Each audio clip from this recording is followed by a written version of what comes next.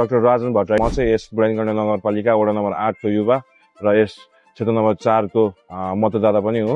दुई पटक पनि हार खाँदा पनि उहाँले यतिको काम गर्नु भनेको हाम्रो लागि एकदमै गौरवको कुरा हो। उहाँ जस्तो मान्छेलाई चाहिँ हामीले जिताएर अगाडि पठाउनु पर्छ। उहाँले विकास निर्माणको कार्यक्रममा चाहिँ एकदमै आफ्नो 100% दिएर लागि पर्नु भएको छ।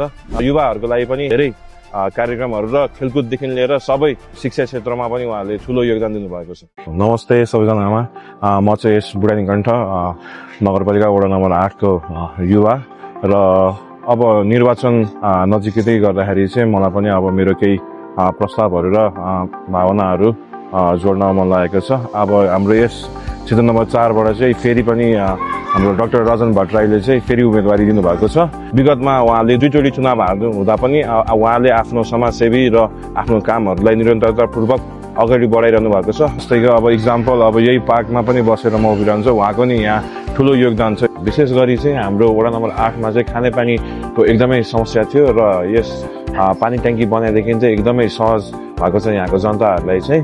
पार्कहरूको कुरा गर्नु पर्दा चाहिँ ज्येष्ठ नागरिक पार्क, जहाँ चाहिँ म यहीँ बसेर कुरा गरिरहेको छु, र अर्को चाहिँ हाम्रो यहीँ तल छ चिल्ड्रेन पार्क, अनि हाम्रो बङ्गालमा एउटा रहेको छ जगन्नाथ पार्क। मन्दिरको कुरा गर्नुपर्दा चाहिँ महाकाल मन्दिरको निर्माणमा पनि उहाँले ठुलो योगदान रहेको छ र तल कलबट धोबी खोलादेखि भ्याली पब्लिकसम्म जोड्ने बाटोमा पनि उहाँले आफ्नो ठुलो योगदान दिनुभएको छ। वडा नम्बर 8 मा मात्रै उहाँले निर्माणको कामहरू यति धेरै गर्नुभएको छ भने हाम्रो यस क्षेत्र नम्बर 4 को अरू वडाहरूमा पनि धेरै निर्माणको कार्यक्रमहरू गर्नुभएको होला। अब आउने निर्वाचनमा हाम्रो डाक्टर राजन भट्टराईलाई अत्याधिक मतले विजय गरौँ।